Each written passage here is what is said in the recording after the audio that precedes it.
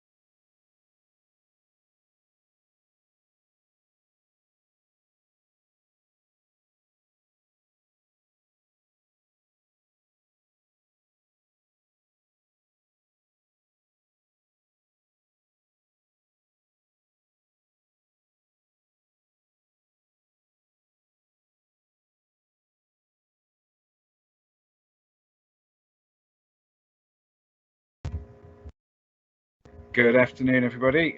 Welcome to this webinar. My name is Richard Spencer. I'm Head of Quality and Standards for Open Awards. We've had a few technical difficulties starting up this webinar, so I'd be grateful if you could all find the chat pane, which should appear on a little menu as a little sort of text speak bubble, and just let me know whether you can see my screen, and also whether you can hear me okay.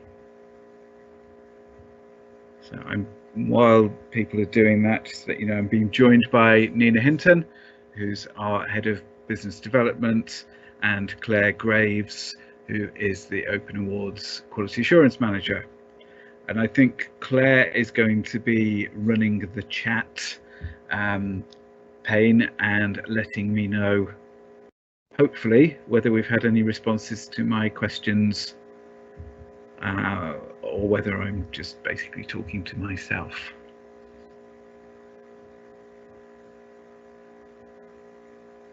I've had one reply to say that one person is hearing good okay. Okay. According to the list, we're expecting at least 80 people on the call. So we've had quite a few more now come through saying they can hear and see. I've seen that now. Okay, that's great. And with perfect timing, I have builders in the house who've just decided to start drilling.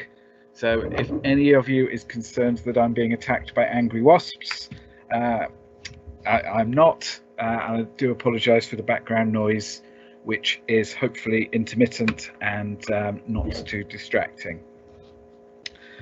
So I just wanted to thank you for joining us on this session. I'm assuming everybody can see the screen and is able to use the chat function. So I will continue with the presentation.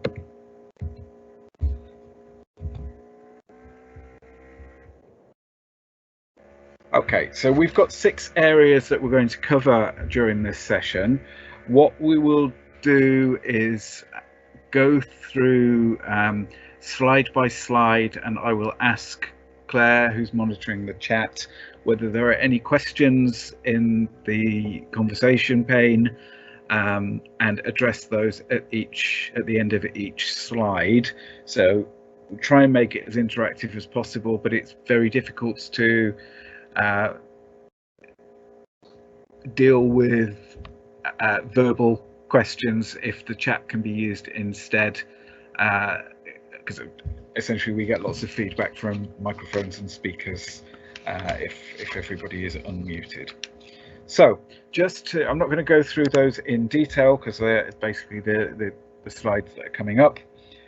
So just in terms of the context, though, you will all be aware that there's been a lot of media attention on the changes for this year for GCSEs and A-levels.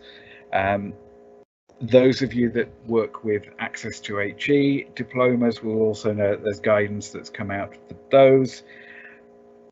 Off-qual guidance for vocational and technical qualifications has taken longer because it's harder to pin down exactly what details we need for such a wide range of qualifications. So just to let you know, if you're not already, that there was an off-qual consultation on their proposed arrangements that was open for about 2 weeks up until the 8th of May. We're waiting for the outcomes for that, but as is the way with most of these government consultations, we're not expecting too much change from the initial proposals to final arrangements. So the following slides and the answers to questions that we come up with today are based on what we know today. It is an extraordinary time, and we are all learning day by day, and things may change. So we will be communicating with all our centres as and when we get updates from Ofqual, but it's just essentially a health warning from the contents of these slides may be out of date as soon as Ofqual release the results to the consultation, but we are doing this in good faith with what we know today. So in terms of the overarching context for this, Ofqual were given a ministerial direction to introduce an extraordinary regulatory framework to apply for all learners, or as many learners as possible, who are due to complete their qualifications by summer 2020. This is essentially been put in place because the normal conditions of recognition would not allow us to do what we need to do. So we'd be being given additional flexibilities to award qualifications to as many learners as possible. The overarching principles for the ERF, the Extraordinary Regulatory Framework, are that we must seek to issue results to as many learners as possible, provided that those results are sufficiently reliable and valid. Now, what that means is, where possible, if you have learners that are continuing to learn, you have a centre that is continuing. Do apologise for the background noise.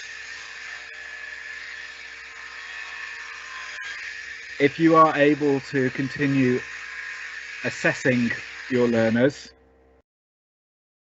and they are still able to access their learning materials and assessment tools, you should carry on as normal.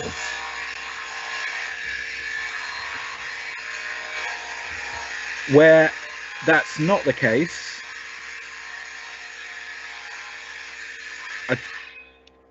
there will be alternative evidence that we will be looking at.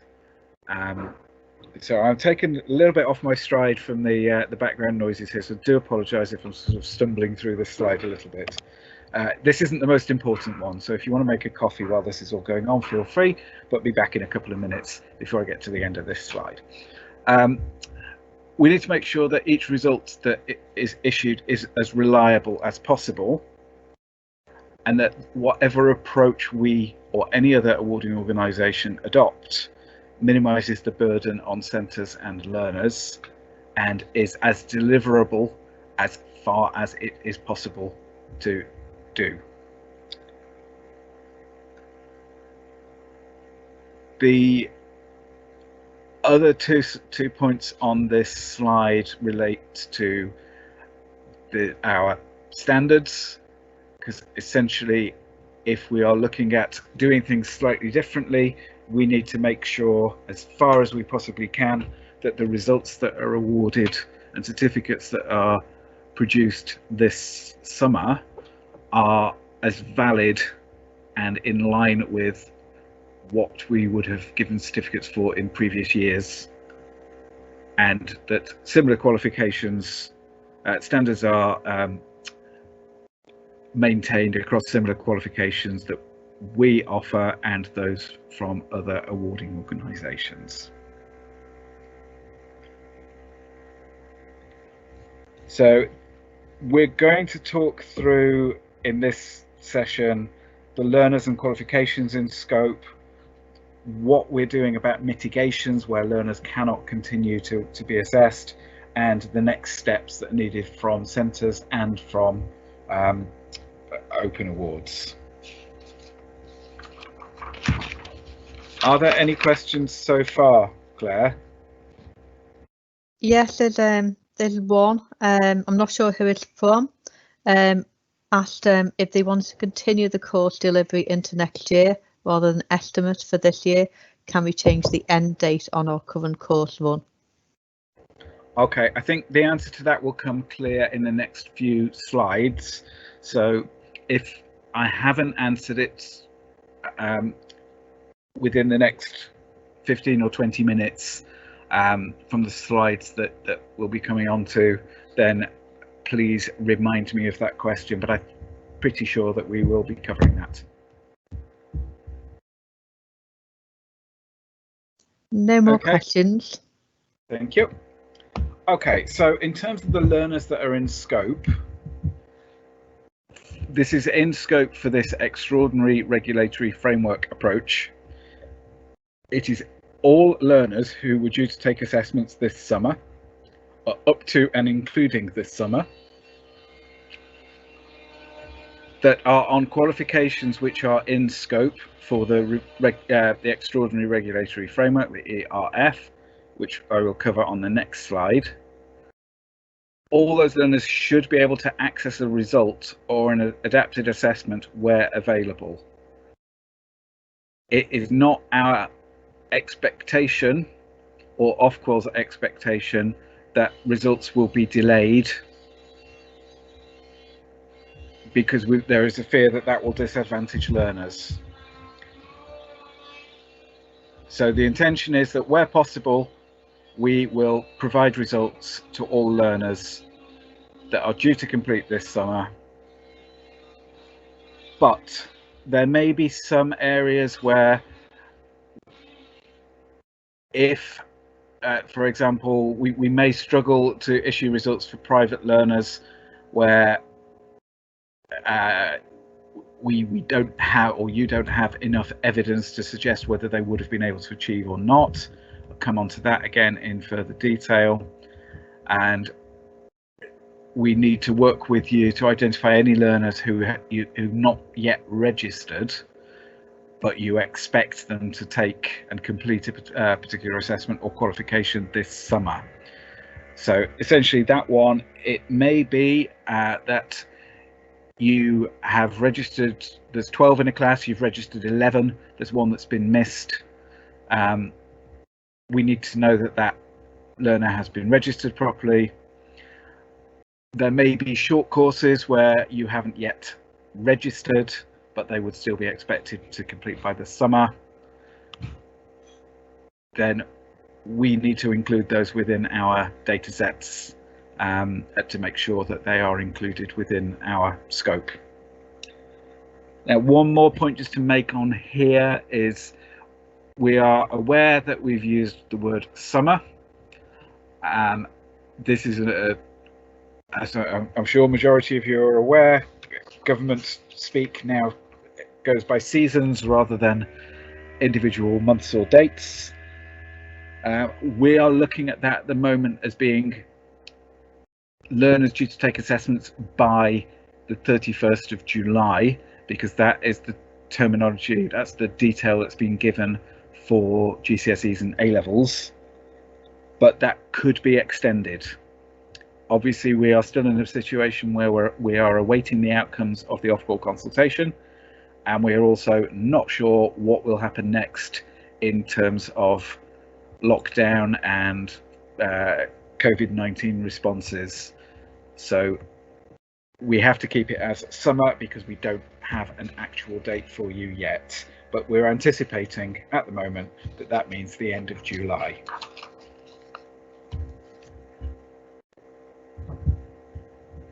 Okay, I'm going to move on to the next slide unless there are any questions on that one, Claire? No questions. Okay, so in terms of qualifications in scope, the ERF covers vocational and technical qualifications from entry level 1 up to and including level 6, which are approved for funding and delivery regardless of the age of the learner, and which support progression through and into further and higher education and employment. So what's important to note on here is that if you don't receive public funding for qualifications, they will still be in scope if they are fundable. So if they're on an ESFA funding list, it's not whether you get funding for them or not, they are in scope. It includes all functional skills qualifications and ESOL skills for life qualifications. And we've got just an extra point in here that if you are delivering functional skills qualifications and you're looking at legacy, the end date has been extended until the end of December. That's not end date for registration, that's end date for certification. We're planning to do a number of these webinar updates over the next week or two, and we will be doing a separate one on functional skills qualifications. So I'm not planning on going into the detail on this call because clearly not everybody's going to be interested in functional skills, but we will pick that up separately and in more detail under a separate call, which is probably going to be next week.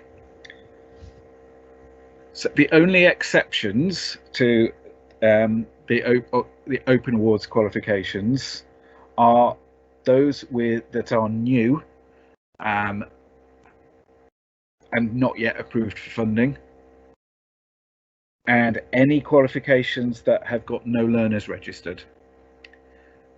So with that second point in mind, the quals with no learners registered, we've gone off our registration data and sent that through to Ofqual.